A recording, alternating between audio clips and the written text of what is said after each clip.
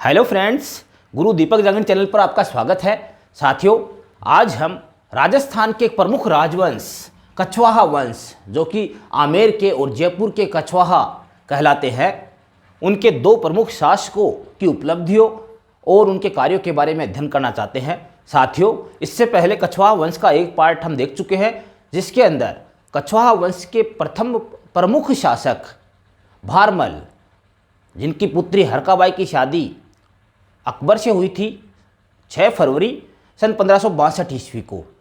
उसके बाद में हम आगे शुरू करते हैं। महाराजा भारमल के बाद उनके पुत्र, जिनका नाम था भगवंत दास,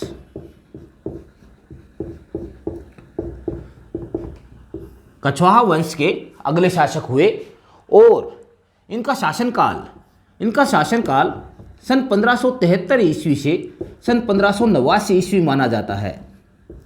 साथियों, जैसे कि मैंने पहले बताया था कि सन 1573 ईस्वी में भारमल की मृत्यु हो गई और भारमल की मृत्यु के बाद उनका उत्तराधिकारी भगवंत दास बने। भगवंत दास का कार्यकाल सन 1573 से 1589 माना जाता है। जैसा कि मैंने पहले बता दिया था कि महाराजा भारमल है वो भगवंत दास और इनके पुत्र मान सिंह को अपने साथ लेकर नागौर दरबार में गए थे और नागौर दरबार से ही अकबर उनको अपने साथ फतेहपुर सीकरी आगरा ले गए थे। तो भगवंत दास मुगल सेवा के अंदर अपने पिता के समय से ही चले गए थे और अकबर ने इन्हें अमीर उल उमरा, आपको उपाधि याद रखनी है, अमीर उल उमरा की उपाधि प्रदान की थी। इसी के साथ इनको 5 हजारी मनसबदार का पद प्रदान किया गया था। उस समय 5 हजारी मनसब प्राप्त करना एक बड़ी उपलब्धि थी। इसी के साथ ही मैंने आपको जो गुहिल वंश है, सिसोदिया वंश है, उसके अंदर बताया था कि महाराणा प्रताप को समझाने के लिए अकबर ने जो प्रतिनिधि मंडल भेजे थे, मैंने शॉर्टकट विधि भी बताई थी आपको जमा भाटो, जलाल खां कौरची, मान सिंह, भा से यही भगवंत दास जो है वो है। कहने का अर्थ ये है कि प्रतिनिधि मंडल जो गए थे उनमें से तीसरा प्रतिनिधि मंडल है वो भगवंत दास के नेतृत्व में गया था महाराणा प्रताप को समझाने के लिए, अकबर की अधीनता में लाने के लिए। इसी के साथ भगवंत दास ने अकबर की मुगल दरबार की काफ़ी सेवा की और बूंदी के शासक, याद रखना आपको, बूंदी के शासक राव सुरजन हाडा को अकबर की अधीनता में लाने के लिए, अकबर की अधीनता मानने के लिए मनाने वाले भगवंत दास ही थे। भगवंत दास ने राव सुरजन हाडा को मनाया और अकबर की अधीनता में लेकर आए। इसी के साथ सरनाल का युद्ध जो है उसे मिर्जाओं का विद्रोह भी कहते हैं। ये अकबर के समय हुआ था। मिर्जाओं का विद्रोह है, गुजरात में है, ये मिर्जाओं का विद्रोह है। इसमें भगवंत दास ने काफ़ी अहम भूमिका निभाई इस युद्ध के अंदर और काफ़ी वीरता प्रदर्शित की, जिसके लिए अकबर ने इन्हें नगाड़ा और परचम देकर सम्मानित किया। साथियों, इनकी पुत्री मानबाई की शादी शहजादे सलीम के साथ हुई थी।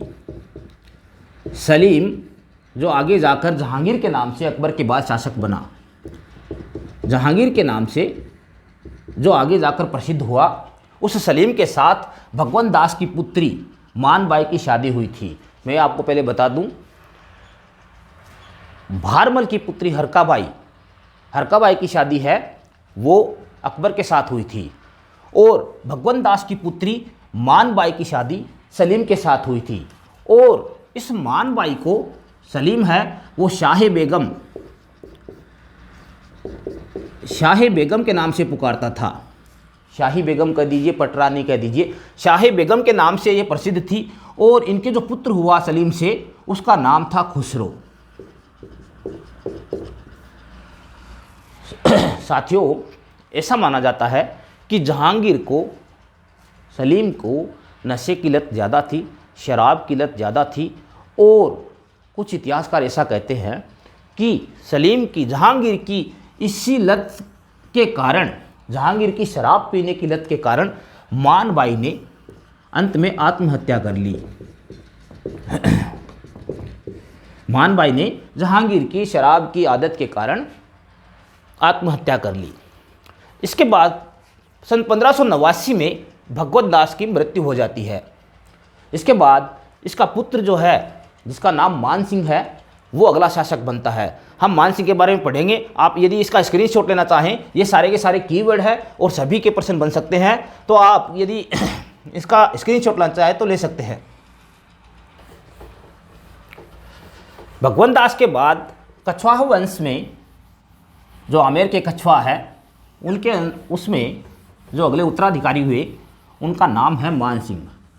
और प्रारंभिक कछवाहा शासकों में जितना नाम मान सिंह ने कमाया, जितनी उपलब्धियां मान सिंह की है, वो किसी अन्य शासक की नहीं मिलती है। जैसा कि मैंने आपको बताया कि 1570 में जब अकबर ने नागौर दरबार लगाया था, उसी समय भगवंत दास और मान सिंह को भी अपने साथ ले गया था। तो भगवंत दास की मृत्यु के बाद अगला शासक जो बना, उसका नाम है मान सिंह। और मान सिंह का कार्यकाल है वो 1589 से लेकर और 1614 ईस्वी तक माना जाता है। नंबर एक बात तो ये ध्यान में रखनी है आपको, 1570 में जब अकबर इसे ले गया, उसके बाद सेना में, युद्ध अभियान में मान सिंह का मुगलों के साथ प्रथम युद्ध अभियान है वो रणथंभौर था। रणथंभौर पर जब अकबर ने आक्रमण किया, उस अभियान में मान सिंह साथ में थे, लेकिन उस समय इनकी उम्र काफ़ी छोटी थी। लेकिन फिर भी हमें याद रखना महत्वपूर्ण पॉइंट बनता है, महत्वपूर्ण क्वेश्चन बनता है। मान सिंह का प्रथम अभियान, ये प्रथम युद्ध अभियान था जिसमें ये शामिल हुए, लेकिन इनको कोई ज़्यादा काम नहीं था इसके अंदर, न ही इनको कोई सेना या टुकड़ी की कोई बागडोर संभलवाई गई थी। नंबर दो बात मैंने आपको बताया था कि महाराणा प्रताप को समझाने के लिए अकबर ने जो दल भेजे थे, उसके अंदर सूत्र बताया था मैंने, जमा भाटो, जो अभी भगवंत दास वाले में भी आया था, जलाल खां, मान सिंह, भगवंत दास और टोडरमल, क्रम से ये 4 दल गए थे। उसमें से माँ है, ये मान सिंह के लिए है। मान सिंह के नेतृत्व में भी एक दल गया था महाराणा प्रताप को समझाने के लिए, अकबर की अधीनता में लाने के लिए। एक बात ये ध्यान में रखनी है। नंबर 3, जो मान सिंह काफ़ी प्रमुख अहमियत रखते थे अकबर के दरबार में, और इनको सबसे पहले 5000 मनसबदार प्रदान किया गया, जो धीरे धीरे बढ़ते बढ़ते 7000 मनसबदार तक पहुंच गया। और ये उस समय का सबसे ऊंचा मनसब था 7000, जो 2 ही व्यक्तियों को प्राप्त था, या तो मान सिंह को और या फिर आसफ खां को। तो 7000 मनसब प्राप्त करने वाले पहले राजपूत शासक है वो मान सिंह हुए। और मान सिंह को अकबर ने एक उपाधि प्रदान की थी जो आपको अच्छी तरह से याद रखनी है। उस उपाधि का नाम है फरजंद। फरजंद का अर्थ हिंदी में होता है पुत्र। अकबर ने इन्हें फरजंद की उपाधि प्रदान की थी, और जिसका अर्थ होता है पुत्र। तो अकबर इन्हें पुत्र के समान समझते थे। और मान सिंह को 3 प्रमुख प्रांतों की मनसबदारी प्रदान की गई थी। समय समय पर एक साथ में एक राज्य, एक प्रांत, तो बंगाल, बिहार और तीसरा है काबुल। याद रखना आपको अच्छी तरह से, बंगाल, बिहार और काबुल, इन 3 प्रांतों की मनसबदारी समय समय पर मान सिंह को अकबर के द्वारा दी गई थी। और साथियों, आपको ध्यान में होगा ये काफ़ी धनाढ्य प्रदेश थे उस समय जिनकी मनसबदारी के लिए जो अकबर के सेनापति है वो लालायित रहते थे। ऐसे समय में मान सिंह को इन बंगाल, बिहार राज्यों की मनसबदारी प्रदान करना इसके अपने महत्व को अपने आप बताता है। कछवाहा वंश का, जो आमेर का कछवाहा वंश कहलाता है, उसका जो झंडा था, राज्य चिन्ह, राज्य झंडा जो था वो पचरंगा था, यानी उसके अंदर 5 रंग शामिल थे। और कछवाहा वंश के जो सिक्के चलते थे, आमेर में जो सिक्के चलते थे, उन्हें झाड़शाही, क्वेश्चन आया हुआ है, अच्छी तरह से याद रखिएगा, झाड़शाही सिक्कों के नाम से जाना जाता है। ये आप अच्छी तरह से याद रखिएगा। दोस्तों, जब मान सिंह बंगाल की मनसबदारी प्राप्त करके बंगाल गया था तो काफ़ी लंबे समय तक ये बंगाल में रहे, और इस मनसबदारी, बंगाल वाली जो मनसबदारी थी, इसी के दौरान इनके 3 पुत्र हैं, उनकी मृत्यु हो गई थी। एक तो हिम्मत सिंह, नंबर 2 जगत सिंह है,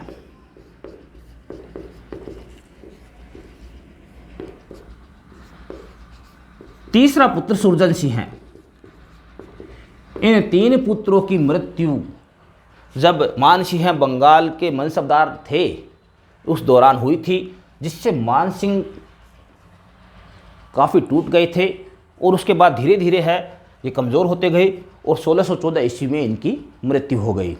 साथियों, आप इसका स्क्रीनशॉट लेना चाहे ले सकते हैं। इसके बाद हम मान सिंह पर ही चर्चा करेंगे कि इन्होंने कौन कौन से निर्माण कार्य करवाए, और इनके दरबारी प्रमुख कवि और उनकी रचनाएं कौन कौन सी थी। आप स्क्रीनशॉट ले सकते हैं।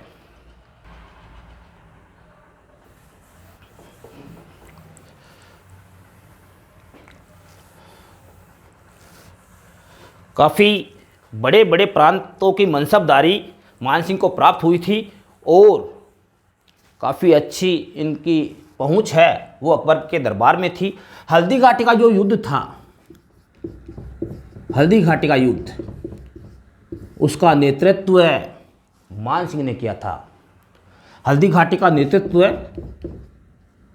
मान सिंह ने किया था, और ये इसका प्रथम स्वतंत्र अभियान था। जैसे रणथंबोर इसका प्रथम अभियान था जिसमें मुगलों के साथ गया था, इसके अंदर इसको सेनापति बना के भेजा गया। इस युद्ध के अंदर आपको याद होगा तारीख अच्छी तरह से, 18 जून सन 1576।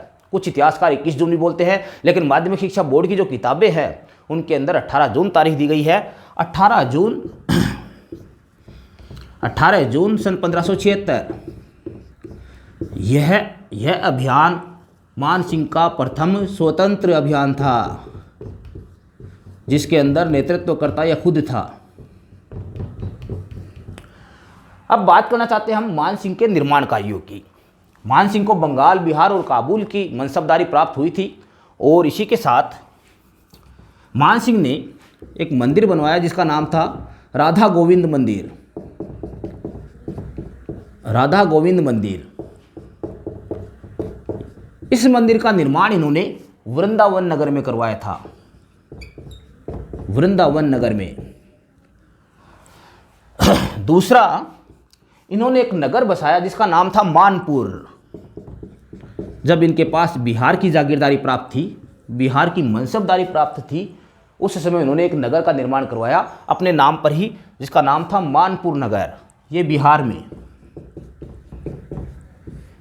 जब बंगाल की इनके पास सूबेदारी आई, मनसबदारी आई, उस समय बंगाल की सूबेदारी के समय इन्होंने अकबर नगर नामक एक नगर बसाया।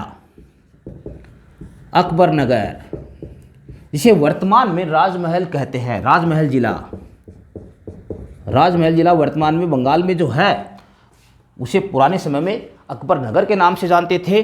और ये कछवाहा वंश के महाराजा मान सिंह का बसाया हुआ माना जाता है।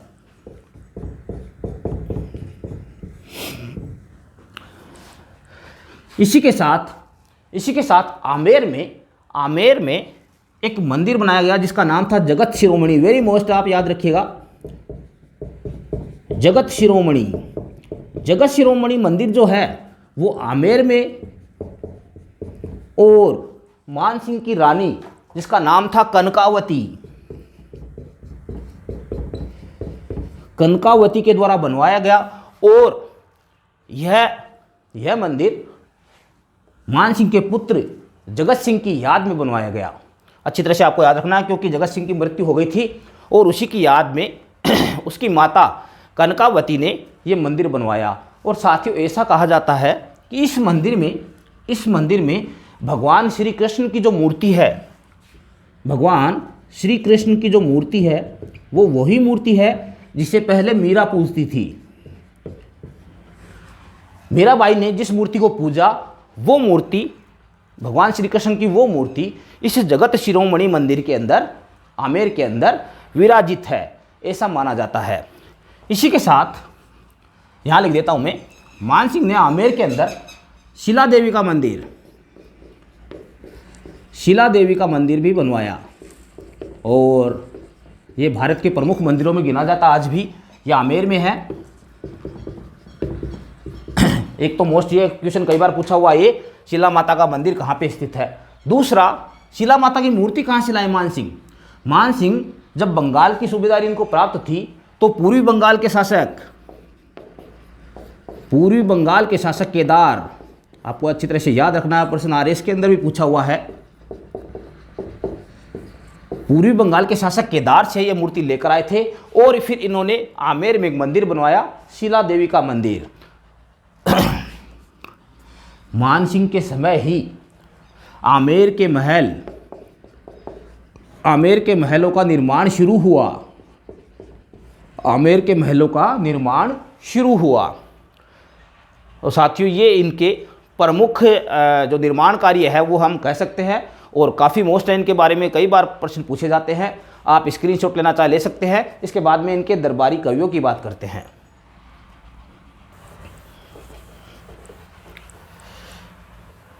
मान सिंह का ज़्यादातर समय है वो जयपुर से बाहर, आमेर से बाहर ही गुजरा। उस समय जयपुर तो था ही नहीं, आमेर ही राजधानी थी कछवाहों की। और इनको अलग अलग स्थानों की, अलग अलग प्रांतों की सूबेदारी प्राप्त हुई, जिसके कारण से ये आमेर के अंदर कम समय बिता पाए। लेकिन फिर भी जो भी समय मिला इनको, उसके अंदर इन्होंने चुन चुनकर जो प्रसिद्ध विद्वान थे उनको अपना दरबारी बनाया। एक दरबारी का नाम लिख रहा हूँ मैं यहाँ पे, पुंडरीक विट्ठल।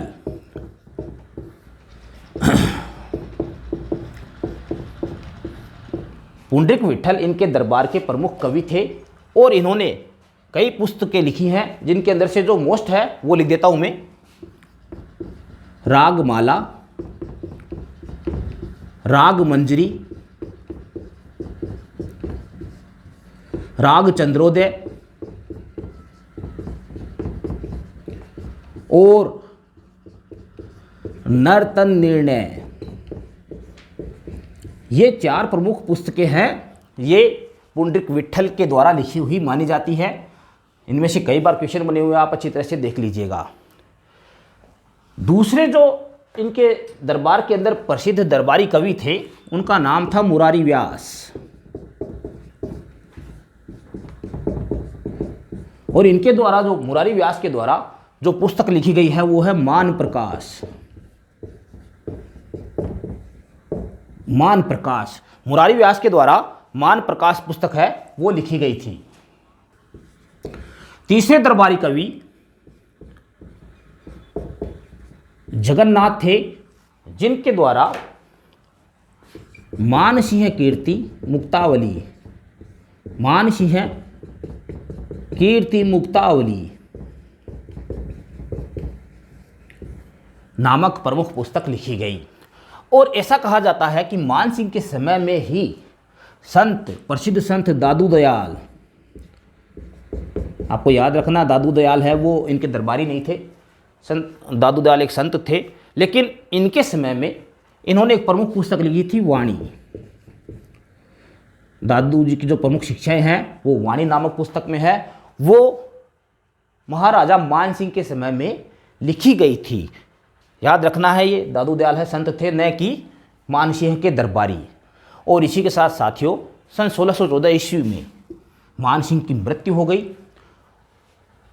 मान सिंह की मृत्यु के बाद जो अगले शासक बने उनका वर्णन, उनकी उपलब्धियां हम अगले वीडियो में देखेंगे। साथियों, मेरे द्वारा बताई गई जानकारी आपको कैसे लगी कमेंट में ज़रूर बताएं और अपने कंपटीशन की तैयारी करने वाले साथियों को मेरे चैनल के बारे में ज़रूर बताएं। पूरा वीडियो देखने के लिए थैंक यू।